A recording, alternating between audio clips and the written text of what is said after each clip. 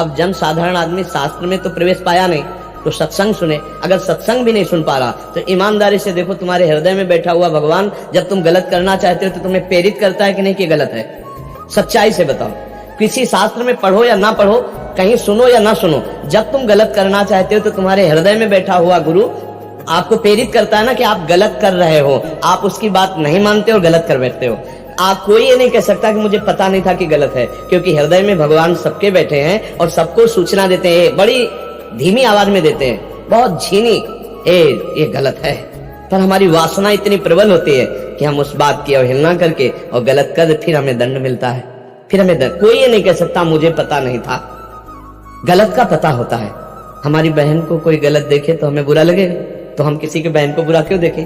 आत्मना प्रतिकूलानि परेशान समाचरित। हमारी कोई निंदा करे तो हमें बुरा लगेगा, हम किसी की निंदा क्यों करें? अपने स्वाद के लिए, अपनी पुष्टता के लिए दूसरे के शरीर को नष्ट करके हम खाते हैं।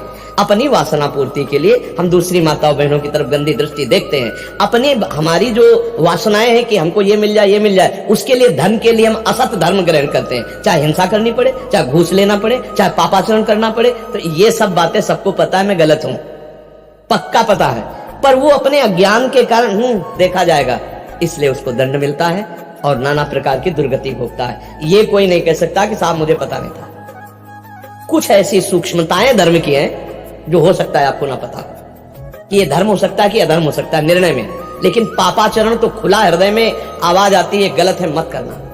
आपको कभी आई आवाज? आपने कभी सुना है कि ये गलत है मत करना?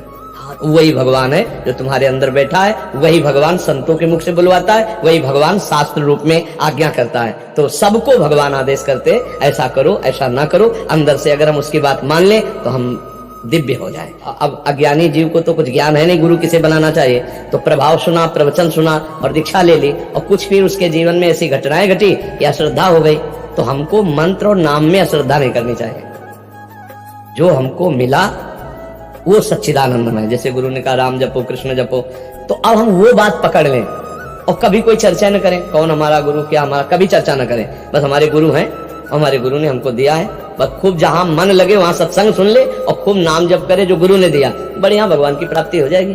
किसी से मतलब न रखे, ना अपने गुरु का नाम बतावे, ना अपने गुरु की निंदा करे और ना पास जाए जहां हमारी अश्रद्धा हो गई। बस प्रणाम करके उनकी आज्ञा पे चल दे, भगवान मिल जाएंगे। हमारी बात समझ लो। अगर उनकी निंदा करे, उनकी अवहेलना करे, उपहास करे तो फिर नहीं। भगवान का ही सारा रोल है, ये स्वांग सब भगवान ही का है, इसीलिए बहुत संभल करके गुरु बनाना चाहिए। ऐसा नहीं 4 दिन प्रवचन सुना और गुरु बना लिया, 4 लोग गुरु बना रहे तो हम भी बना लिया, नहीं।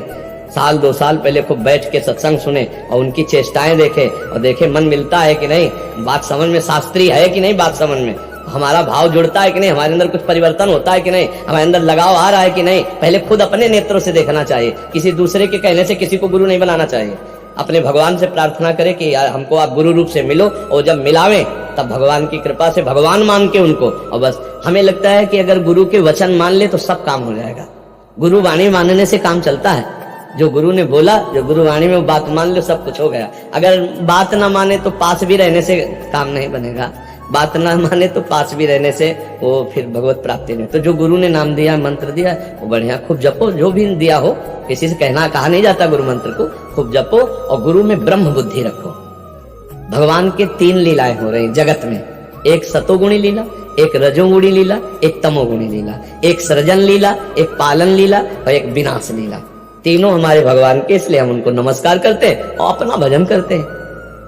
जब हम मिठाई लेने जाते हैं तो हम ये नहीं देखते कि मिठाई बेचने वाला मिठाई खाता है कि नहीं, हमें पसंद आई, हमने खरीद लिया और चक्क पा लिया। ऐसे हम प्रवचन सुनने गए, सत्संग सुनने गए, गुरुजनों से मिले तो अच्छी बात जो मिली उसे पकड़ लिया, अपने जीवन में उतार लिया, चल दिया। हम ये नहीं देखते कि वो इसमें है कि नहीं, हमें बात मिली हम चल पड़े। ऐसा साधक बहुत जल्दी कल्याण को प्राप्त हो जाता है, नहीं तो निंदा स्तुति और सब प्रपंच फिर होने लगता है। तो भजन करो, भजन से ही भगवान की हर ज्ञान वाली बात आपके दिमाग में आ जाएगी, और भजन न करे तो पढ़ने से नहीं आएगी, ये पक्की बात समझ लो। शब्दार्थ कुछ होता है, जो अर्थ है शब्दार्थ कुछ होता है और भावार्थ कुछ होता है और उसका रहस्यार्थ कुछ और होता है। वो ब्रह्म प्राप्त महापुरुषों से ही समझ में आता है, नहीं तो सब ग्रंथ लेके भगवत प्राप्त ना बन जाए। नहीं, ग्रंथ खरीद ले तो भगवत प्राप्त हो जाए। बिना किसी महापुरुष के, भगवान ने गीता जी में से कहा प्रणिपातेन प्रश्न। किसी संत महापुरुष के शरण में जाओ, उनके आगे साष्टांग लोटो, दैन्य होकर उनसे बात करो, वो कृपा करे तो रहस्य खोल दे। तो मतलब शब्दार्थ कुछ और है, वाक्य का भावार्थ कुछ और है और रहस्यार्थ कुछ और है। तो रहस्य तो वही बता सकते हैं जो रहस्य में पहुंच चुके हैं। या रहस्य रघुनाथ कर बेग न जाने कोई, और जो जाने रघुपति कृपा तो सपने मोह न होए। अब आज से नाम जपने का अंतराय न पड़ने पावे, ये तुम बात पकड़ लो तो गीता जी का सब रहस्य अंदर आ जाएगा। निरंतर जो नाम जप करता है उसे सब ज्ञान हो जाता है, सब कृपा हो जाती है, सब गुरुओं का आशीर्वाद प्राप्त हो जाता है। जो नाम जपता है भगवान का कृपा पात्र ही नाम जप पाता है।